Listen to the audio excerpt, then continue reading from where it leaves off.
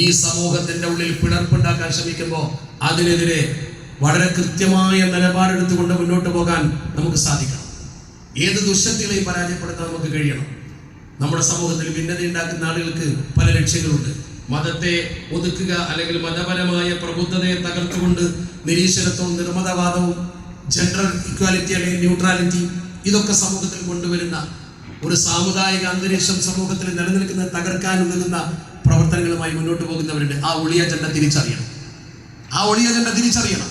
അതോടൊപ്പം തന്നെ നമ്മൾ ചിന്തിക്കേണ്ടത് മതസംഘടനയിലൂടെ സമൂഹത്തിന് കിട്ടിയ മതബോധം അത് വളരെ പ്രധാനമാണ്. ആ മതബോധത്തിന്റെ ഭാഗമാണ് ഈ സേവനം. അല്ലെങ്കിൽ ആരാണ് ഇതിൽ നിൽക്കുക? ആർക്കാണ് ഇതിന്റെ ആവശ്യം? ആരെയും കാണിച്ചു കൊടുക്കാനല്ലല്ലോ.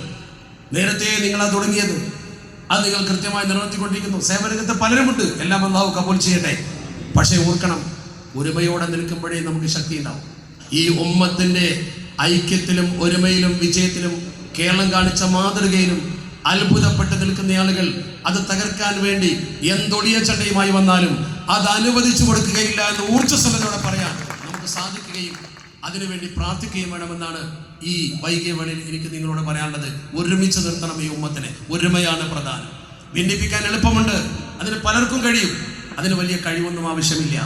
നിരീശ്വര നിർമ്മത പ്രസ്ഥാനക്കാർ ഈ സമൂഹത്തിന്റെ മുമ്പിൽ കൊണ്ടുവരുന്ന അജണ്ടകളെ തിരിച്ചറിയാൻ നമുക്ക് കഴിഞ്ഞില്ലെങ്കിൽ നമ്മുടെ സമൂഹം പിന്നീട് ഖേദിക്കേണ്ടി വരും.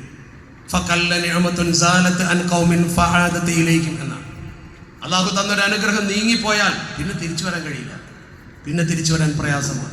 ഈ നിഅമത്തിനെ കുറിച്ച് തിരിച്ചറിയണം നിങ്ങൾ. ഞാൻ ദീർഘിപ്പിക്കുന്നില്ല, ഇവിടെ ഒരുപാട് ആളുകൾ പ്രസംഗിക്കാനുണ്ട്.